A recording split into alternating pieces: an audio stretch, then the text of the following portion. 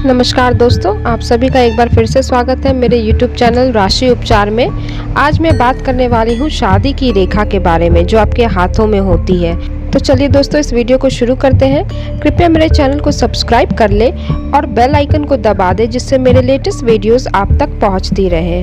हर व्यक्ति की हथेली में बुध पर्वत के पास कुछ रेखाएं होती हैं। इन रेखाओं को प्रणय रेखा या विवाह रेखा के नाम से जाना जाता है। आपकी हथेली में भी यह रेखा मौजूद है, एक नज़र डालकर देखिए। हथेली में विवाह रेखा से आप जान सकते हैं कि आपका विवाह होगा या नहीं, कितने विवाह होंगे, पति और पत्नी में प्रेम रहेगा या नहीं, दोनों में से कौन पहले मृत्यु को प्राप्त होगा या फिर कौन किसे धोखा देगा, तलाक होगा या नहीं, सब आप अपनी हथेली में विवाह रेखा से जान सकते हैं दोस्तों। हस्तरेखा विज्ञान में बताया गया है कि हाथ में बुध पर्वत पर जितनी आड़ी रेखाएं होती हैं वह यह बताती है कि व्यक्ति के उतने प्रेम संबंध होंगे।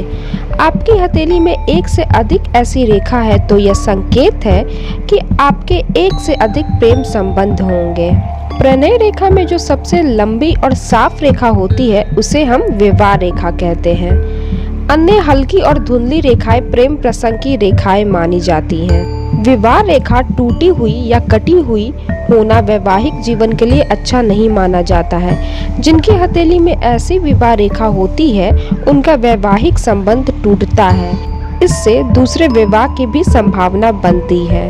विवाह की रेखा नीचे की ओर झुकी हुई होती है तो वैवाहिक जीवन में काफी परेशानी आती है। विवाह रेखा के आरंभ में अगर दो शाखाएं हों तो उस व्यक्ति की शादी टूटने की आशंका रहती है। स्त्री के हाथ में अगर विवाह रेखा के आरंभ में द्वीप चिन्ह हो तो उसका विवाह धोखे से होता है। अगर विवाह रेखा अनामिका के नीचे सूर्य रेखा तक गई हो तो उस व्यक्ति का विवाह किसी प्रतिष्ठित और धनवान व्यक्ति के साथ होता है।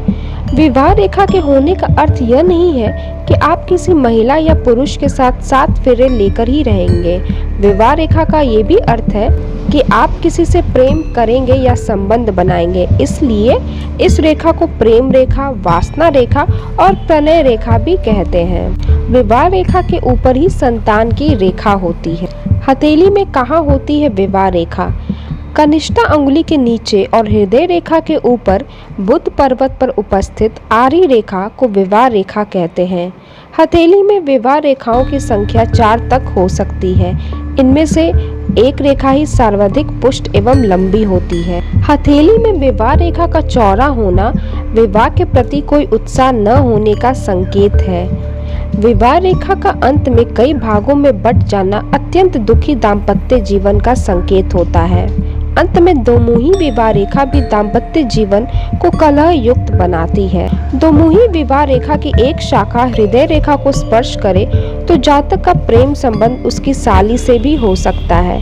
रेखा की ऐसी स्थिति यदि स्त्री के हाथ में हो तो उसका संबंध देवर या जेठ से होने की संभावना रहती है, लेकिन इसमें पर्वतों की स्थिति से ही आप तय कर सकते हैं। विवाह रेखा में झुकाव हो और उस झुकाव पर क्रॉस बना हो तो पति या पत्नी की आकस्मिक मृत्यु हो सकती है या प्रेम संबंध शीघ्र समाप्त हो सकते हैं। विवाह रेखा पर काला धब्बा इस बात की सूचना है कि जातक को पत्नी सुख का अभाव रहेगा।